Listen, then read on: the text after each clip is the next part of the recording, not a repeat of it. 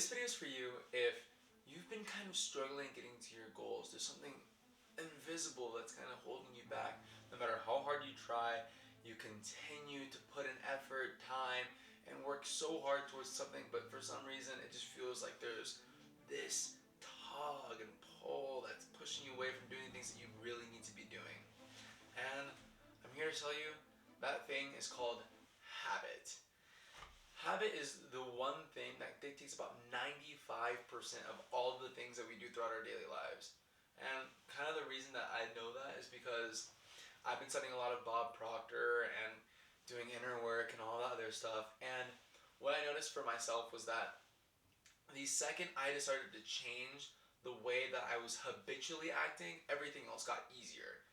For example, this video right now, it doesn't take a lot of effort from me because I've built the habit of talking on camera. Before, I would sit down, I would stutter a lot, I'd get super nervous, I wouldn't know what to say. Even before this video, I didn't know what to say. But as I sat down, I got in front of the camera and I'm looking at you now, it all just turns on. And that's the power of habit. So, I made this illustration, it's from Bob Proctor, and it represents the mind and the human body.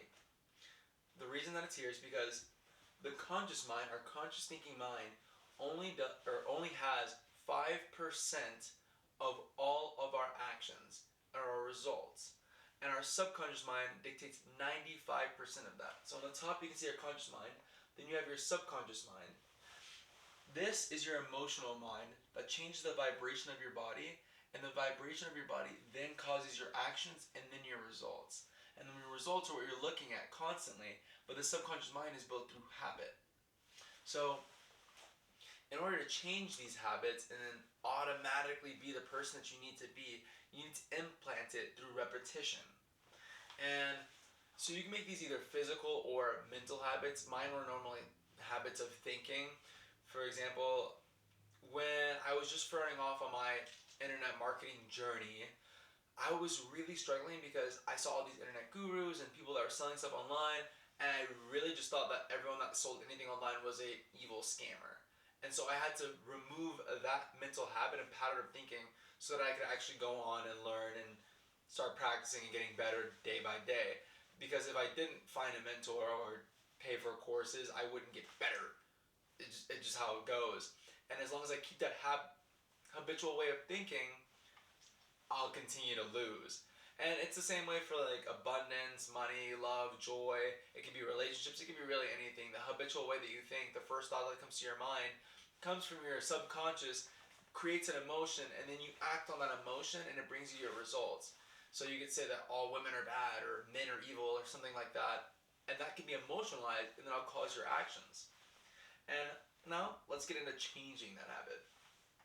So first you want to select the negative habit that you have. It could be, biting your nails or hopping on your phone and doom scrolling on Instagram. Or for me, a lot of it started off with just like mental thought patterns because I think it changes the paradigm more. Your paradigm being the way that you see the world. So one of them would be like, oh, I'm broke. And then I changed that to being, I'm so happy and grateful now that money comes to me in increasing quantities through multiple sources on a continuous basis. Or another one that I use is if a negative thought comes in that I just didn't really want to entertain, because I would just entertain a lot of these negative thoughts, I would just say thank you for sharing and move on with my thought process on something else. And over the course of 21 days, I was able to just automatically, if a negative thought comes in, it's like thank you for sharing. Or if I think like I'm broke, it's like oh, I don't have money, it's like I'm so happy and grateful now that money comes to me in increasing quantities through multiple sources on a continuous basis. And you can hear the speed of that just because I did it so often. So you select your habit. It could be a physical one. It could be like waking up and making your bed. It could be making sure that you sit down and write notes every day on your new ideas. And first, it's the negative one. So let's say your negative habit is doom scrolling. So every time you doom scroll, you put down the doom scroll and then you do something else. So let's say I wanted to learn how to play piano every single day. I would put down my phone after noticing that I'm doom scrolling and then just hop on the piano and start playing. And then eventually, once you feel that habit of going into doom scrolling, you immediately go to playing the piano and then eventually become a better piano player. Or if you're doom scrolling, you move over to going on your laptop and doing deep work. So you add your one new habit And then the key to all of it is really just repetition. Like I said, a lot of mine were just mental, like, thought patterns I like to change. And so, in a book called Psycho-Cybernetics, what it takes is 21 days of repeated action before you start moving in the direction of your goal. So let's say you have a plane. This is my plane. Don't hate. And it is flying in a certain direction. And this is the destination. Now, habits kind of act like this line here, which is your trajectory. And if you're flying in one direction, let's say you're going to Paris, and you're flying in this direction and you deviate from the path, what happens to the plane is it starts to notice that change in trajectory and moves you back onto the path going to Paris. And that's like all of our habits. So let's say you're going through your normal day and your destination as habit when you come home is Netflix, right? And that's just your habit. You come home every day and you just watch Netflix. It's cool. It's where your plane is going or whatever. That's just where you're headed. And then you decide to do 3 hours of deep work, right? And now you're up here. And you're way off your trajectory of watching Netflix as a habit now. And your body goes, okay, cool. Since you moved that far into deep work, let's go ahead and recorrect all the way into deep Netflix. And then it says, okay, cool, we've watched enough Netflix. And then you kind of, boom, level it out until you get to your normal level of Netflix. Or if you do too much of this deep work, then you start to binge. And that's kind of what happens the moment that you start moving off this trajectory is you build the habit of wanting to do this negative thing even more. Not saying Netflix is bad, but so if you move off this pendulum, you're way off track and you're doing deep work. What happens is you have to hit the other end of the spectrum because now you deserve to watch more Netflix, and then eventually you start leveling out until Netflix is okay.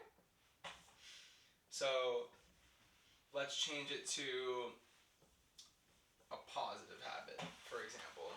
So now let's say you wanted to learn how to play piano, right?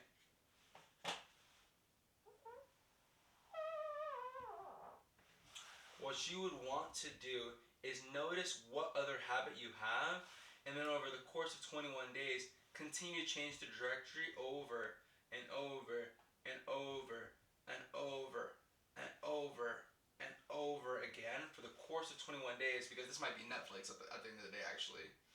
This is probably Netflix. And move that bar up over and over and over again until eventually the bar is set at piano and you'll continue to play piano. You kind of have to raise the bar, no pun intended, to actually be able to play piano. And then over the course of 21 days, it'll become habitual to play piano, and that'll be your natural habit. And so this could be literally anything. Let's say like you're drinking all the time or you're smoking nicotine or doing any of those things. Instead of just kicking the habit and dropping something, you need to replace that habit with something else, or else you're screwed. And you're always going to be like, oh, I need to go drink or I need to go do this, because if you don't replace it with anything else, there's nothing else that you're doing. You're not raising the bar anywhere.